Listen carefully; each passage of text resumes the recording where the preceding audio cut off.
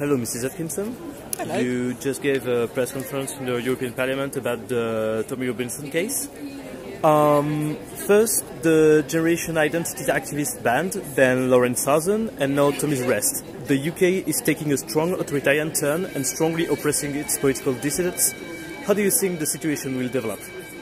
I don't know. I really worry because these hate crime and hate speech laws were brought in by Tony Blair in 1997, of course, a lawyer whose wife has benefited for this, as she's a so-called human rights barrister.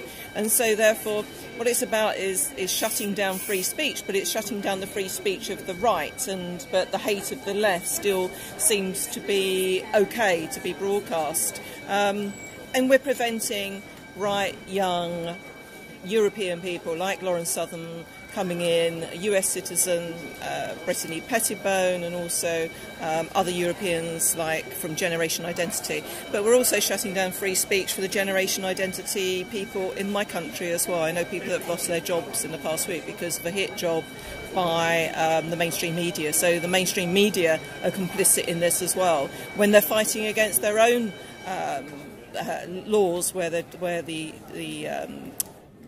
George Soros-backed foundations and Max Mosley-backed foundations are trying to close down the mainstream media and curtail them more. So it's a clash of wills. It's a battle of wills and ideas. Okay. You have mentioned the population replacement on Twitter some time ago. Native Brits are quickly becoming minorities in their own city. Why is this happening and why is it not being stopped? Well, because it started under John Major, but really took a pace under people like Tony Blair.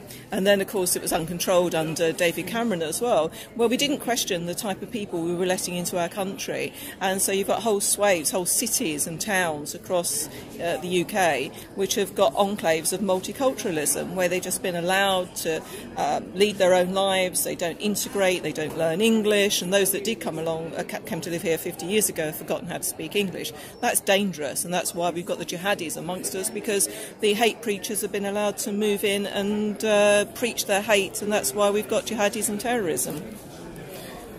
When certain political activists have been refused entry in the UK before being deported, they were told their IDs did not coincide with British values. Apparently, opposing Islamization is against British values. What is your take on this, and what truly are the British values in your eyes? Well, this is an interesting one because I wrote to the new Home Secretary, Sajid Javid, because I saw this, that they were prevented because their views wasn't comparable to British values. So I asked him, actually, what are British values? And 3 weeks on, I haven't had an answer. What we stand for is tolerance and freedom. Freedom of speech, freedom of the individual, and I feel that that's being curtailed by this so-called Conservative government.